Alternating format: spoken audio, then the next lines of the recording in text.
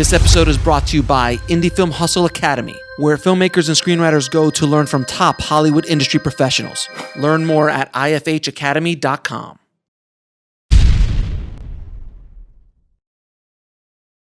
What advice would you give directors about directing actors on set? Because you've worked with some great actors. Any advice on directing and how you direct actors? That's a very hard question to answer because it really depends on where you're at in your career, Okay. and where and who the actors are. I mean, every actor is different. There is variable as every individual. A lot of people ask me about storyboarding, and it's the same answer, which is, I know how I work with storyboarding, but I can't give, new filmmakers that advice because it's not what will work for them.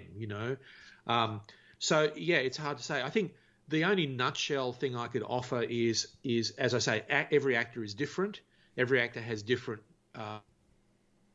requirements in order to achieve what they do, to get the best out of them. What I've learned over the years is try and find what it is that they need and try and give them what they need, the circumstances that they need, and only so much.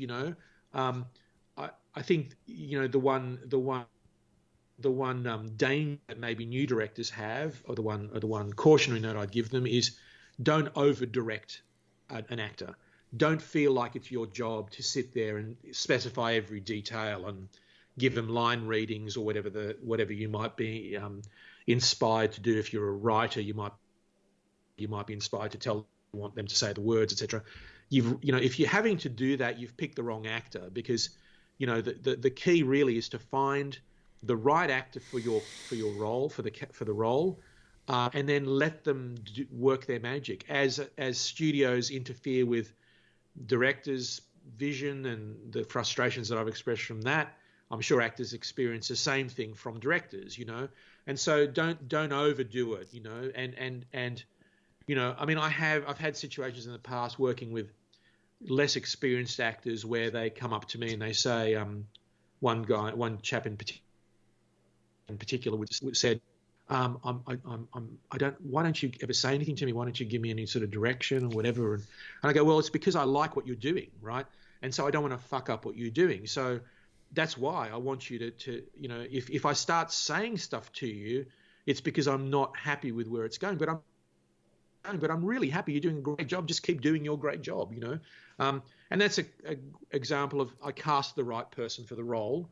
They did exactly what I was hoping they would do, and they keep doing it well. And then it's, you temper certain moments, you tweak certain scenes, you give them one little bit of direction and have them look at, do it in a slightly different way if you don't like it. But really, the rest of it, there's no trick to it. There's no, it's kind of just let the magic happen, and if it's working, don't touch it, leave it, What is and do you rehearse? Do you do rehearsal?